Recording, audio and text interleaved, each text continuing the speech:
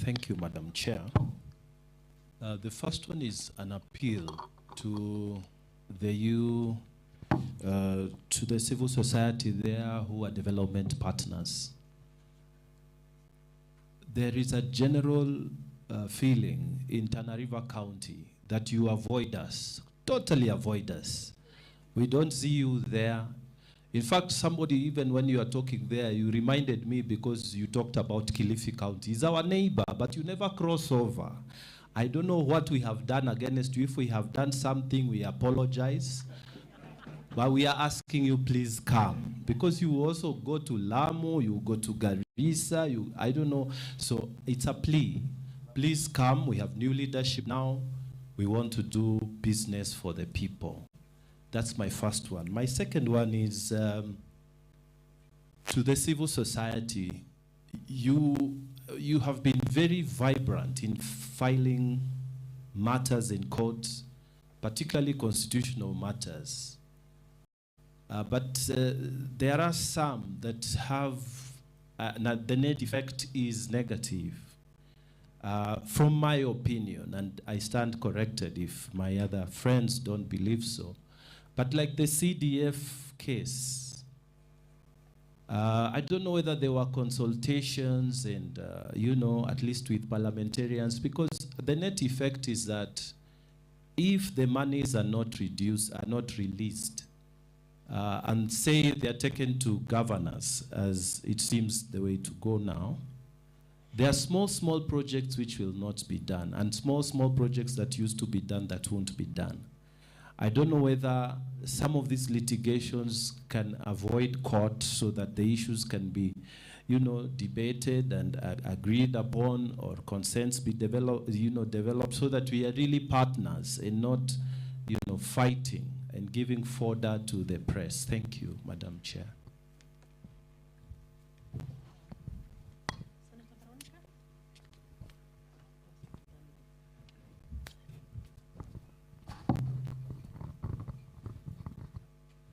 Let me take this opportunity, Chair, to thank you for the opportunity, and also to thank the organizers once again for putting together panels that are very informative and very enriching. I specifically note the participation of many women in this specific panel, and I applaud you for the qualitative presentations. Keep it up. And thank you also for the gentleman, our brother from Rwanda. That was quite a good talk together with the development partners. I want to address myself to Carol Kariuki because of the tenacity with which I have watched KEPSA defending its space. And that has been also good. But you do have an opportunity now, a much bigger opportunity. If you notice, the Kenya Kwanza government has a manifesto we call the plan. If you took time to study this plan, it's about lifting the lowest person to a different level. It's about lifting the person at the marketplace, the person in the salon, the farmer in their farm, the teacher, the doctor. Everybody will belong somewhere. So you do have an opportunity. And I want to ask you, together with your organization, what is this from your perspective, the private sector perspective, that you would need legislative support to ease the doing of business in Kenya, the environment of business? What is that legislative support? Do you have it ready? Is it a clear one? Do you need the support? Because from our end, we would want to assure KEPSA that we are willing to work with it.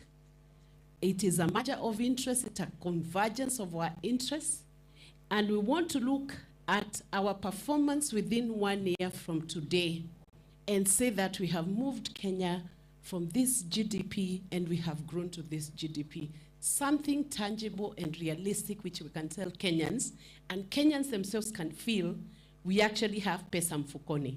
We have changed something. So, Carol, I don't want us to maybe, because we do so many conferences, and Kenyans are very smart people. We have sessional papers in Kenya. We have many reports Kenyans are smart. We have what we need in terms of paperwork. If we can get to work, give us a serious round table. Give us your goals in terms of legislative support. Reduce the licenses that traders need to use. Decriminalize what has been criminalized before. And then look at the taxation system, the sophistication, the complexities of that taxation system. Make it easy if there is any support that you need from the business perspective so that we understand what you need to be the support that you propel the growth of economy in Kenya. I have looked at Tanzania and I asked myself, what is it that Tanzania did that caused them to be able, for instance, to push growth into their nation, infrastructural growth, economic growth, without having to borrow? It must be something also about the businesses. So, Carol, we look forward to engaging you. Thank you, Senator. I really thought you are now presenting the Kenya Kwanza manifesto. I just got excited because of the presentation. Senator Kavindu. Now, can you manage 1.5 minutes each? Thank you, Chair, for this opportunity. Thank you, panelists, all of you, for your very good presentations. My name is Agnes Kavindu Modama from Machakos County. My question goes also to Carol. You talked of health, and especially prevention is better than cure. Right now in our counties, we are facing a lot of drought. People are very hungry, they have no food. So my question goes to you, what are you doing? Because without good food for health, then our people will continue being sick. Then we have no health, even they are not able to do what they are supposed to do. What can your organization do right now to provide, or even the other stakeholders, to provide means of providing food for those who are unable even to provide a meal in a day in our country? Second question goes to Gaita, and this is about public participation. Most of the times when we are in the committees and we are asking if they had held public participation with the people, most of them just provide pictures or names with signatures, and there's no clarity of surely if there was public participation. What can you do to make sure that there is proper public participation and all the stakeholders are involved, and especially PWDs? Because when it comes to traveling to where they are holding the public participation, they have challenges, and so they are not fully presented. Thank you.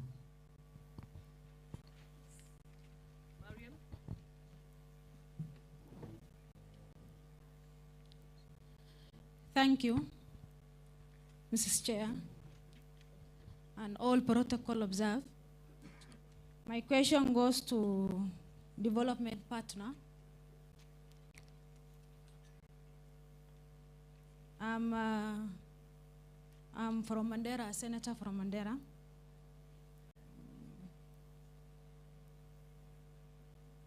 There are projects which are normally financed by national government.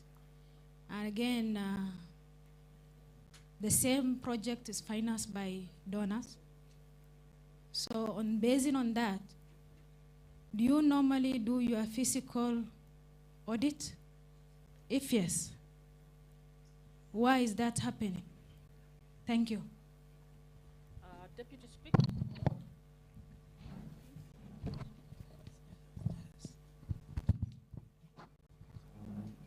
Thank you. I also want to join my colleagues to really thank you for your very great presentations. My first question is directed to Mr. David Gosney. Mr. David, you know we have lived with the devolution for the last 10 years. I'm not sure, because this is my first year in the Senate whether there has been an assessment to know how we are progressing with the devolution or whether it is working. So my question is, if you said can be able to support social and economic impact assessment for the last 10 years so that we can be able to know where we are or whether this is working or not so that we can close the shop. Maybe I request, if possible, case study to start in Meru County, if that happens. So I'm very, very much interested to know whether there's been any impact for those 10 years that we had 2 governors. And now we have a lending governor. So I want to know whether maybe this is working so that also in future I don't commit myself to seek for that position if it is not worth it. My second question is, we got a presentation from the Commission for Revenue Allocation. And in their report, for the last 10 years, there are some counties which have received up to 6 billion conditional grants. The others which have received 1 billion. Maybe that is where Tana River County features. 1 billion, other 6 billion. What informs these allocations so that you go to some counties all the time and others have the same problems and they are struggling? Thank you. Thank you. The final one, and then we will move back to the